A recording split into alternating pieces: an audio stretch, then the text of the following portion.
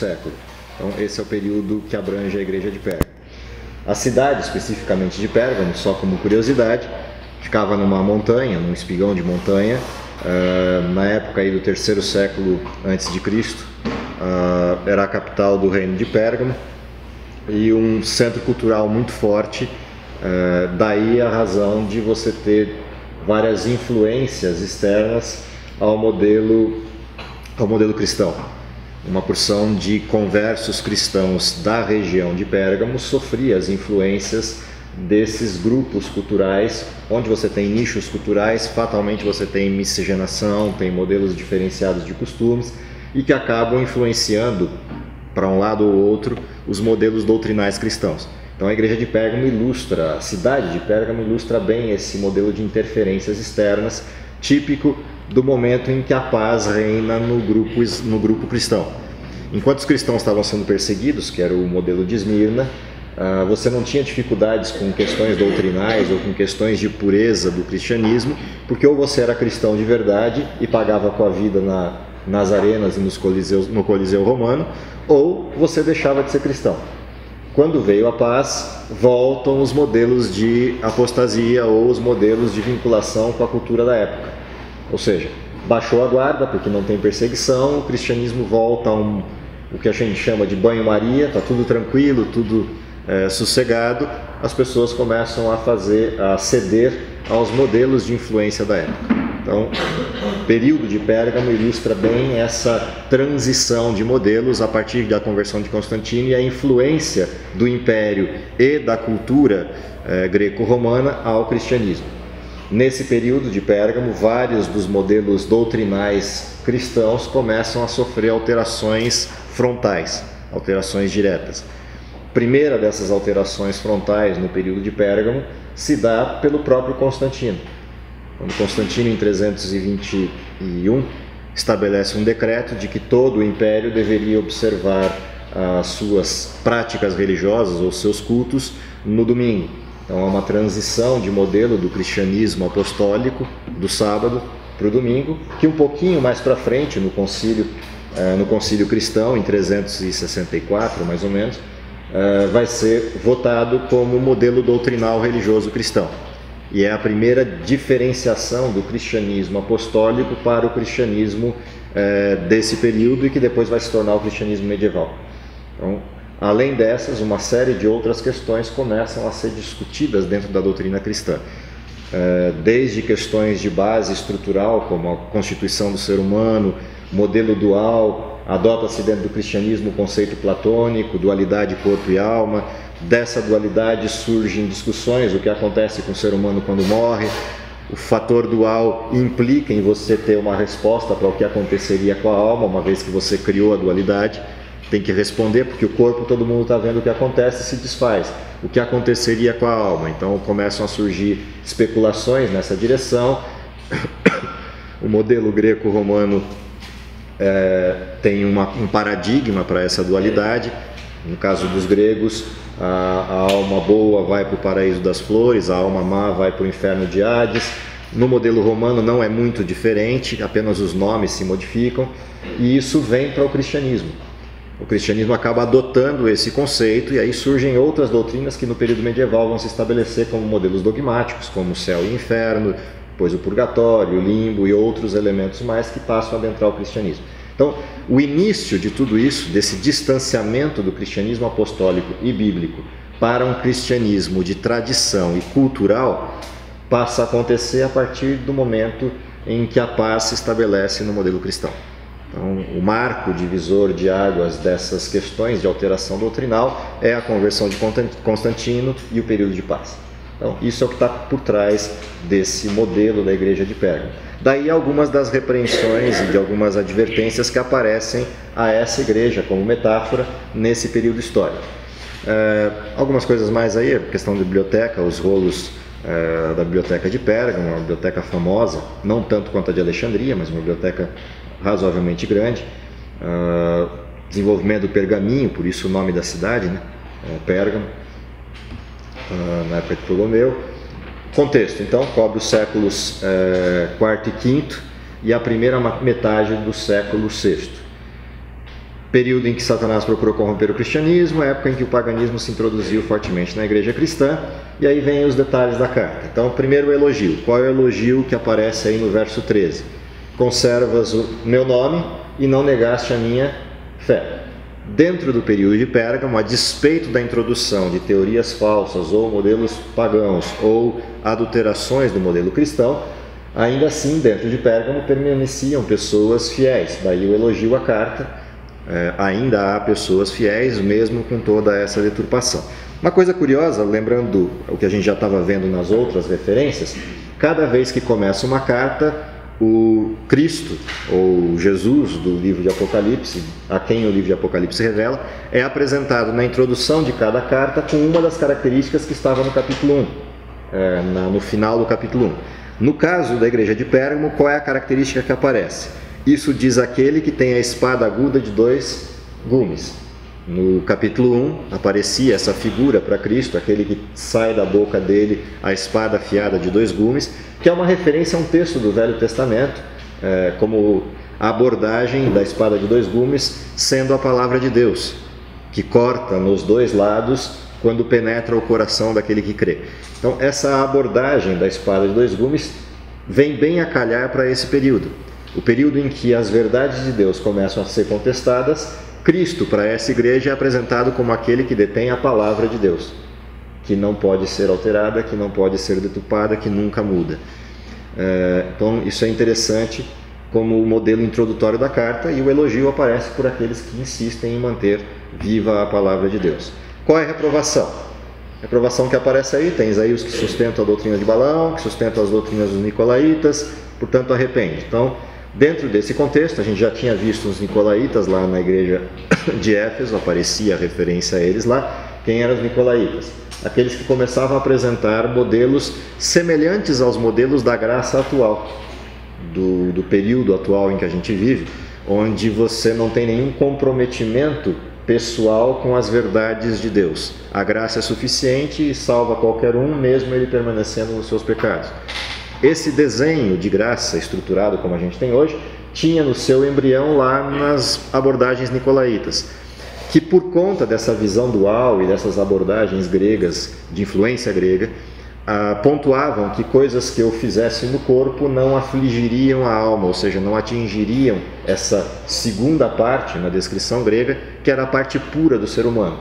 Então, tudo que eu fizesse no corpo não atingia a alma. Portanto, o adultério não era importante, questões de observância da lei de Deus não eram importantes, porque essas coisas eram simplesmente coisas externas e elas não alterariam, seja o respeito ou o desrespeito delas, não alterariam a pureza da alma humana.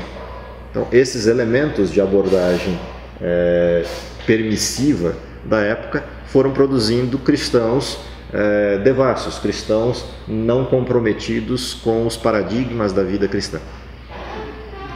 A mesma coisa aparece aí com a metáfora usada pela figura de Balaão, a historinha lá antiga, né, da guerra de Balaque contra o povo de Israel, e ele contratou Balaão para fazer profecias contra o povo de Israel. E em lugar de conseguir fazer profecias ou maldições contra o povo de Israel, Balaão só conseguia falar bênçãos. Deus não lhe permitiu proferir nenhuma maldição. E aí o que ele faz? Ele começa a criar artimanhas junto com Balaque para produzir pecado em Israel e com isso retirar a bênção de Deus de Israel pela influência para o pecado. Mesma coisa que acontecia nesse período. Então você deturpa a prática do povo para o povo, entrando em pecado, perder a bênção de Deus. Então, isso aconteceu dentro do período pré-medieval com essas adulterações aí de doutrina. Então, essas referências de práticas pecaminosas a gente já tinha visto lá, elas se repetem agora com mais ênfase no período de Pérgamo, na perversão do cristianismo. Qual é a recompensa para essa igreja? O que aparece aí como referência de recompensa? O que acontecerá com ela se ela se arrepender dos caminhos errados em que entra? Então, ao vencedor dar-lhe que coma do maná escondido, bem como lhe darei uma pedrinha branca com um novo nome. Se formos contrários à doutrina de Balaão, dos nicolaítas, teremos o tempo para o maná. Jesus é o próprio maná. Então é uma referência à busca da doutrina pura. Se a gente voltasse aos idos tempos de Israel, enquanto Israel saiu do Egito e ficava reclamando que queria voltar para o Egito para comer as carnes e as panelas do Egito, o que Deus mandou para eles? Comida pura e perfeita, o maná. Por analogia, a mesma referência aqui. Em vez de comer doutrina perfeita, Bíblia perfeita, trechos perfeitos da verdade de Deus, preferiam comer daquilo que era corrompido do mundo pagão da época. A promessa é voltar a comer daquilo que é perfeito. Essa referência de base. E também a questão do nome aparece várias vezes no livro de Apocalipse, em outros textos da Bíblia, o retorno a ser chamado povo de Deus puro e perfeito, recebendo o nome do próprio Deus. Uma referência típica da época de Israel. Israel recebia o nome de povo de Deus, sacerdócio santo, povo escolhido de Deus, nação santa. Então essas referências estão disponíveis para aqueles que aceitarem servir Deus, serão chamados por um novo nome, o nome que Deus lhe der. Então, isso é parte do desenho desse período pré-medieval. O resultado, desse modelo do período pré-medieval vai aparecer de forma bastante clara na próxima igreja, que aí é a corrupção completa do modelo cristão na segunda parte do sexto século e daí para frente, que é a igreja de Tiatira, próximo período. Quem faz as honras?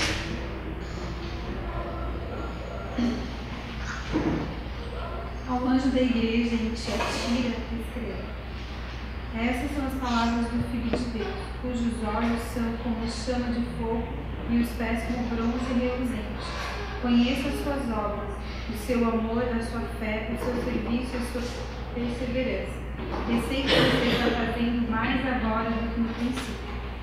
No entanto, contra você tenho isto: você tolera Jezabel, aquela mulher que se diz profetiza. Com os seus ensinos, ela induz os meus servos à imoralidade sexual e a comerem alimentos sacrificados aos ídolos. Dei-lhe tempo para que se arrependesse de sua imoralidade sexual, mas ela não quer se arrepender. Por isso, vou fazê-la adoecer e trarei grande sofrimento aos que cometem adultério contra ela, a que ela pratica. Ok. Continua. Matarei os filhos dessa mulher. Então todas as igrejas saberão que eu sou aquele que sonda mentes e corações, e retribuirei a cada um de vocês de acordo com as suas obras. Aos demais que estão em Tiatira, a vocês que não seguem a doutrina dela e não aprenderam como eles dizem, os profundos segredos de Satanás, digo: não porei outra carga sobre vocês. Não tão somente apeguem-se com firmeza aos que vocês têm, até que eu venha. Aquele que vencer e fizer a minha vontade até o fim, darei autoridade sobre as nações. Ok. Bom, o período aqui é o período medieval, o auge do período medieval, com todas as heresias e com todas as práticas que surgiram e a divisão do cristianismo. Então, basicamente, você tem dois grandes grupos nesse período. De um lado, o grupo oficial cristão, que se estabelece a partir de 508 e depois com o poder absoluto de 538 para frente. A partir do edito de Justiniano, de 533, em 538 se estabelece o poder absoluto do modelo religioso cristão medieval, ou hoje conhecido como modelo cristão católico. A partir desse desenho da oficialização do cristianismo, instituição dos ritos cristãos oficiais de 508 para frente, e a oficialização da unicidade de religiosidade na Europa, que se dá a partir do decreto justiniano, todos aqueles que discordassem do poder religioso oficial seriam perseguidos, suas posses retiradas, se não se arrependessem de divergir do poder oficial, e poderiam até ser mortos, torturados e mortos dentro dessa condição. E isso estabelece o período das perseguições cristãs medievais. A gente tem um período de perseguições cristãs que é imperial, que acontece lá na descrição da igreja de Esmirna, que é segundo e terceiro século, e depois o período de perseguições cristãs, que começa a partir da segunda metade do sexto século e vai todo o período medieval até a queda do bispo de Roma em 1798. Então todo esse desenho medieval vai percorrer as duas próximas igrejas, a de Tiatira e depois a igreja do período da Reforma. Oi? Então, os valdenses, huguenotes, albigenses, todos eles são desse período. Então, vocês percebem que o fim do texto retrata que há um grupo de pessoas que insiste em manter viva a prática da fé cristã, correta e pura. O que diz o texto? Sobre eles, Deus não colocaria uma nova carga. Por que não colocaria uma nova carga? Porque ser cristão e manter a doutrina pura nesse período implicava em ter que fugir ou ser preso, torturado e morto. Portanto, voltam às perseguições do cristianismo, e aí Deus fala para eles: não tem para vocês nenhum processo a mais do que aquele que vocês já estão fazendo, tentar manter o evangelho puro, tentar manter a doutrina pura. Em contrapartida, há aqueles que deturparam as verdades e passaram a seguir essas deturpações, há uma série de reprimendas aí. A igreja de Tiatira, cidade de Tiatira, de novo, faz parte do eixo da Ásia Menor, está perto da rodovia de interligação das cidades da Ásia Menor, uma cidade aí com um perfil comercial também forte, o que demonstra a sua riqueza e seu apogeu, seu poderio, parecido com a descrição que é tomada de uma referência lá dos dias de Israel antigo, período de Acabe, da esposa dele, Jezabel, que é uma rainha pagã, que vem governar junto com Acabe o reino de Israel.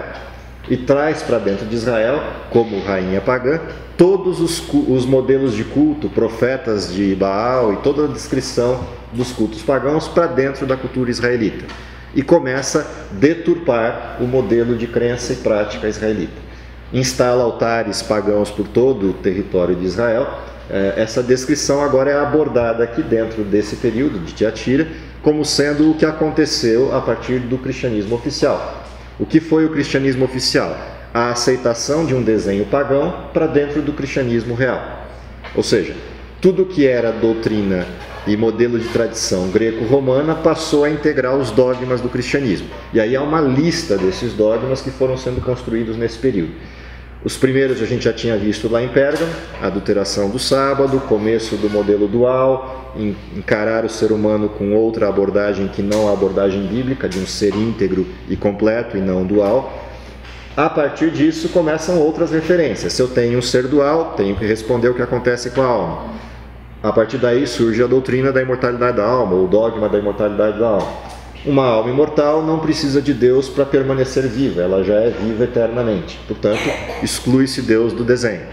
Uma outra referência que vai aparecer é, se eu tenho alma imortal e eu tenho que dizer para onde vai, quando o sujeito morre, ela não pode ficar vagando por aí, porque isso era o paganismo usual. Então o que o cristianismo faz? Aborda que quem morre ou vai para o céu ou vai para o inferno. E vem o modelo grego como ilustração disso. Mas e se o sujeito não for totalmente mau? Então surgem dogmas para criar modelos de pecado. Então pecados veniais, pecados capitais ou mortais. E aí a referência do que acontece com o sujeito. Se tiver pecados veniais, para onde vai? Nem para o céu, nem para o inferno. Fica no meio do caminho, pagando pelos pecados, mas num ambiente especial do qual se pode sair, porque do inferno ninguém sai. E aí esse ambiente especial recebe o nome de purgatório e surge mais um dogma. E o que acontece com aqueles que são perfeitos? Os que são perfeitos, todos que morrem perfeitos, já estão no céu. Fazendo o quê?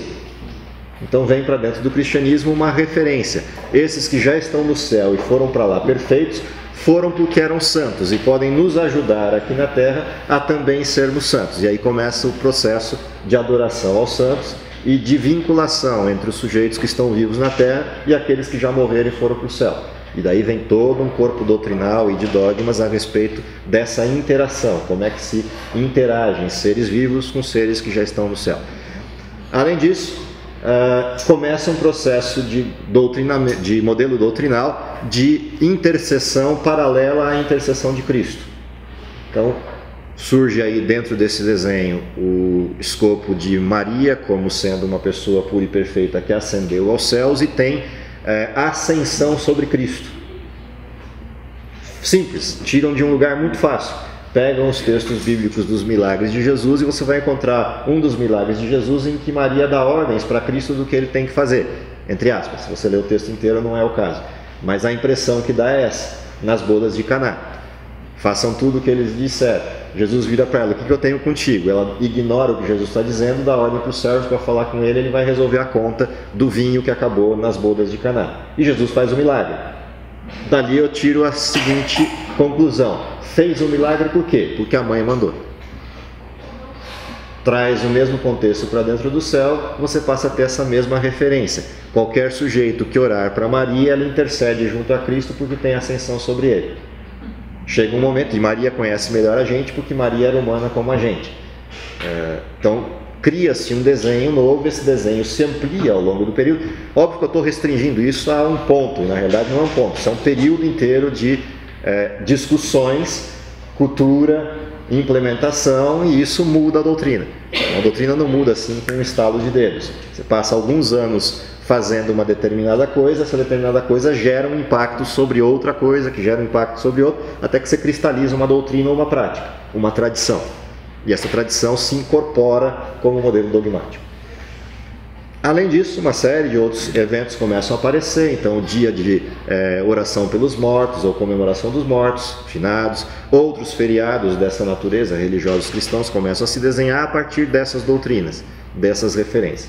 Por fim, aí já fora da igreja de Tiatira, na próxima referência de igreja, aparece um outro conjunto de dogmas que tem a ver com a confissão. Então, aquilo que se estabeleceu como intercessão paralela no céu, traz-se para a terra como intercessão paralela também. E aí o poder de perdoar pecados passa a ser uma prerrogativa dos sacerdotes cristãos e se institui a confissão auricular. Com a instituição da confissão auricular e obrigatória, todos os sacerdotes passam a ter o status de perdoadores de pecados. Eles já tinham o status de substituição do modelo cristão e do estabelecimento do rito desde 508, quando se estabeleceu a missa, que é o sacrifício de Cristo repetido todos os domingos. Portanto, a cerimônia que acontece no domingo nas missas medievais não é uma cerimônia metafórica, um simbolismo, era uma cerimônia literal, com o sacrifício literal de Cristo, e isso era o dogma da missa. O dogma da Eucaristia e o dogma da missa referenciam aquela cerimônia como uma cerimônia literal. Portanto, quando se oficia a ceia no domingo pela manhã, o que está se oficiando é o sacrifício literal de Cristo, assim está no dogma escrito. Por que o sacrifício literal? Porque quando o sacerdote ora e abençoa o vinho e abençoa o pão, eles se transformam literalmente no corpo e no sangue reais de Cristo. Logo, se define quem pode participar do quê? Doutrina dual, corpo e alma separados. O corpo é pecaminoso, o corpo de Cristo foi onde o pecado se instalou, mas o sangue dele era puro e perfeito. Logo, só o sacerdote pode participar do vinho que se transformou em sangue. O membro da igreja participa do pão ou da hóstia, que é onde o pecado habita. Como pecador, eu posso participar da hóstia, mas não posso participar do vinho. Então, esses desenhos começam a aparecer enquanto referência por conta disso. E lá, quando se estabelece a confissão auricular, é só sacramentar esse fato de que o sacerdote é santo, portanto pode perdoar pecados, na qualidade de santo que está, não pecador. Então, esse desenho de abordagem vira todo esse doutrinal do modelo de perdão. E com isso se tira a referência do Cristo de todo o desenho de perdão e de todo o desenho de salvação. A salvação passa a estar registrada por um sacerdote, pelos intercessores intermediários, os santos e Maria. Cristo não aparece em cena, mas em nenhum dos elementos rituais, exceto na cruz, ao fundo dos templos, mas não faz parte mais do desenho ritual. Diga. A questão da beatificação aparece quando? A beatificação aparece a partir da adoração dos santos. Então, todo aquele sujeito que morre e é considerado sem pecado, o concílio da igreja se reúne, estabelece por alguns paradigmas essa santidade, realização de pelo menos 1 ou 2 ou 3 milagres, isso muda ao longo do tempo, referência das suas práticas e diversas pessoas pontuando essa prática como santidade, e a igreja passa a votá-lo e estabelece como santo. Estabeleceu como santo, beatificou, ele é considerado como santo, estabelecido como referência de intercessão entre o ser humano e o céu. E aí você pode adorar, pode orar para, pode pedir, que vai atender, porque vai atuar como, entre aspas, um semideus. Nessa época, então, eles já não tinham acesso à Bíblia? Na realidade, a Bíblia estava disponível enquanto lugares, mas não na mão do povo. A partir do momento que se instala o absolutismo, a Bíblia começa a ser retirada da população, porque aqueles que estudavam a Bíblia, albigenses, valdenses e outros tantos, porque a Bíblia era contrária a essas alterações. O resultado, as perseguições se instalaram e as Bíblias foram sendo apreendidas, a tal ponto de que, mais para frente um pouquinho, lá pelo período do ano 1000 mais ou menos, a Bíblia já praticamente é proibida em todo o território europeu, até instalação do modelo jesuítico.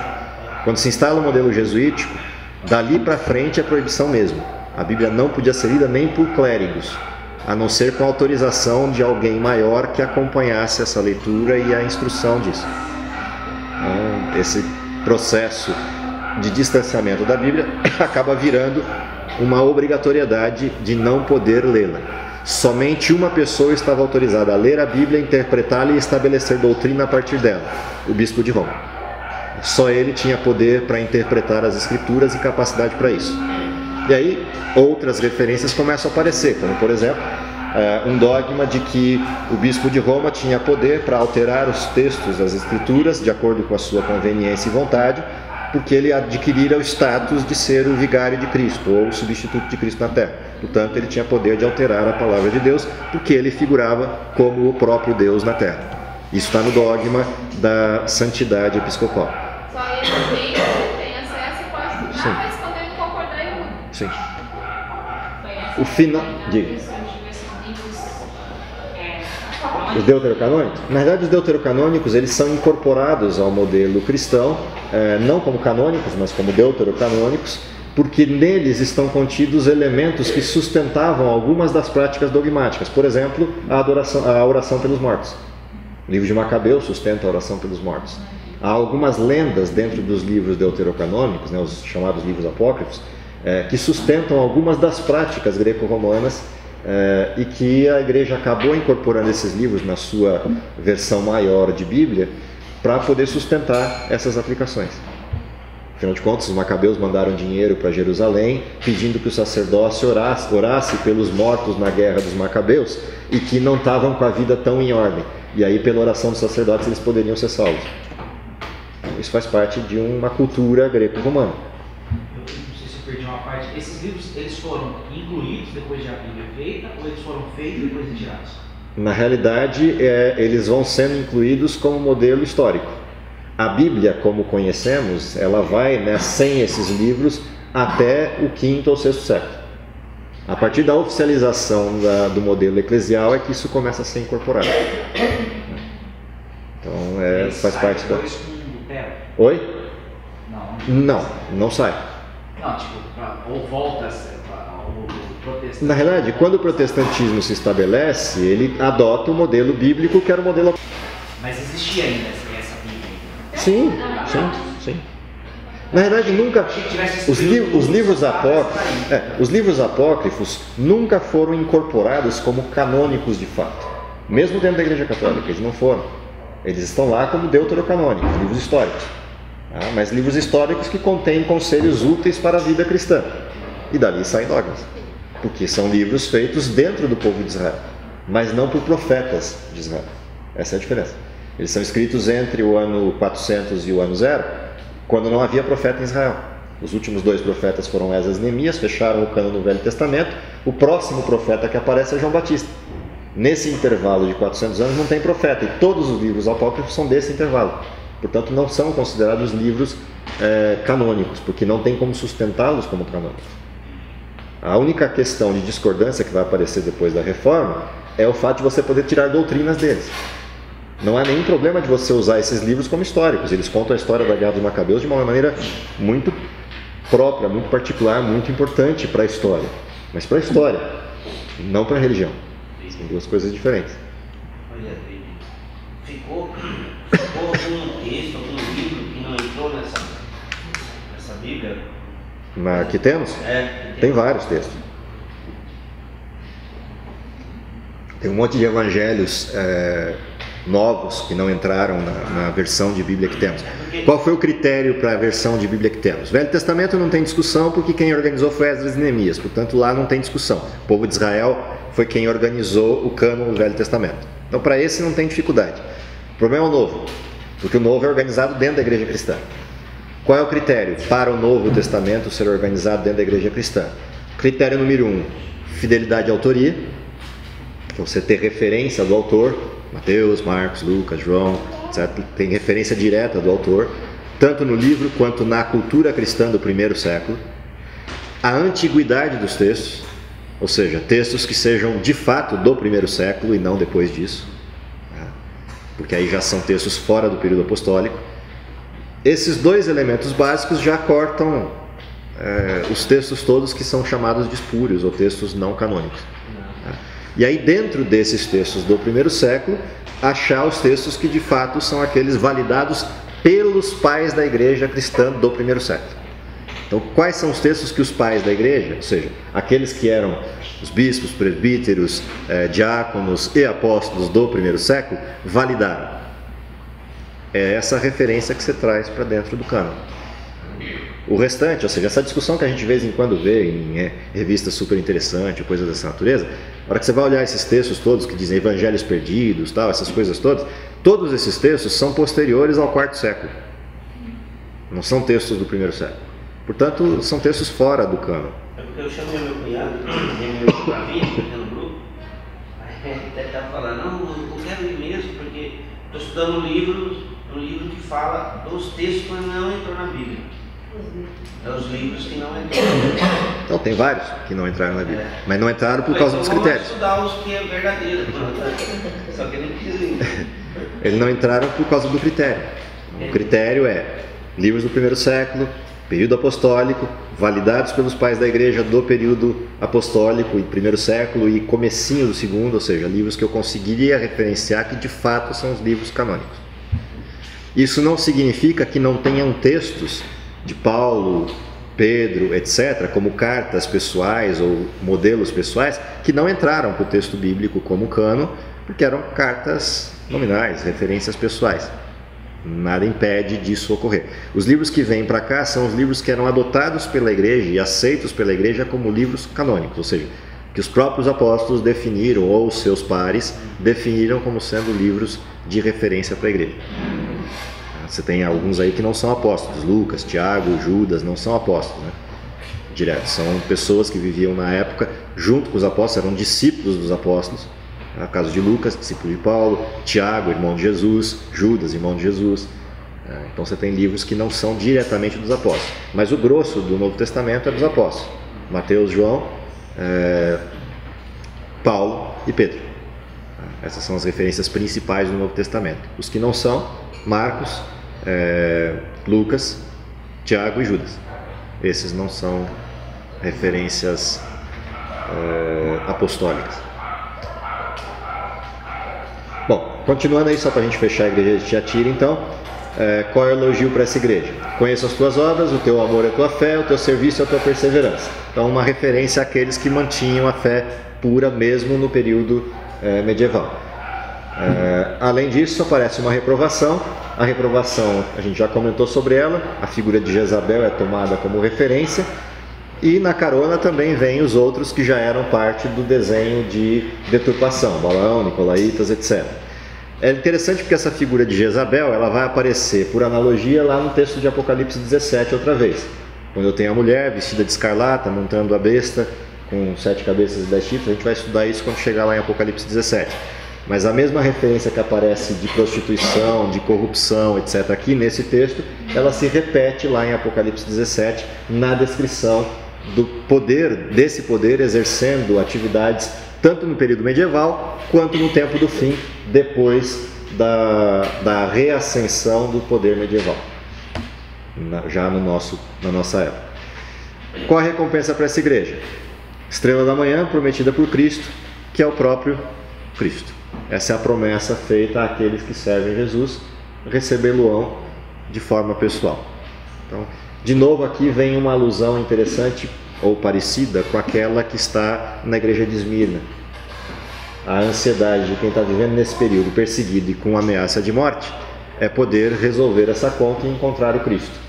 Assim como na igreja de Esmirna, a promessa dada lá é ser fiel até a morte, dar-te a coroa da vida, como uma referência direta também ao Cristo, dando a recompensa do pecado. Então esse desenho aparece igualmente aqui na igreja de Tiatira, com a promessa de que eles vão encontrar o Cristo em quem creem e por quem estão sendo perseguidos ou mortos. De novo, essa referência fica como elemento de apresentação. A próxima igreja, a gente vai estudar no próximo estudo, Sardes. Essa fica como referência para o próximo. Capítulo 3, versos de 1 a 6, anota aí para a gente não esquecer.